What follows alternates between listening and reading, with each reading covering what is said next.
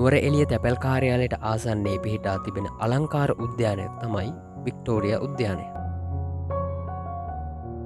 මේ උද්‍යානය හරහා තමයි නානු ඔය ගලන්නේ. උද්‍යානයේ තියෙන පොකුණු පෝෂණය කරන්න මේ නානු ඔයේ ජලය උපකාරී වෙනවා.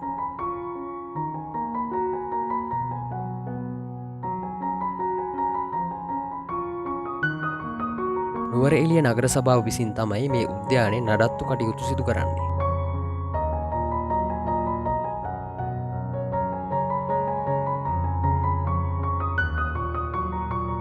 අක්කර 27ක් පුරා පැතිර පවතින නිසා වික්ටෝරියා උද්‍යානයේ සම්පූර්ණයෙන් ඇවිද යන්න ගොඩක් වෙලා ගත වෙනවා.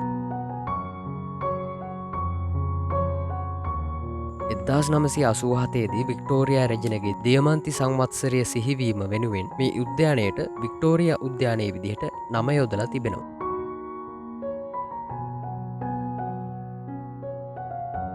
ජර්මානු කුමාරිකාවක් හිටවපු ඕක් ගහකුත් මේ උද්‍යානයේ තියෙනවා.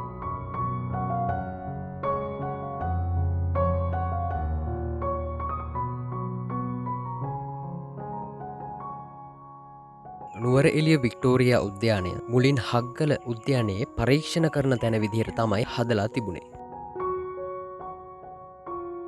ලී වලින් නිර්මාණය කරපු විශේෂ නිර්මාණ තිබුණා. පර්ගොලා නමින් හඳුන්වන මල්වැල් සහිත ලී ආරු උද්‍යානය මැද්දේ තිබුණා.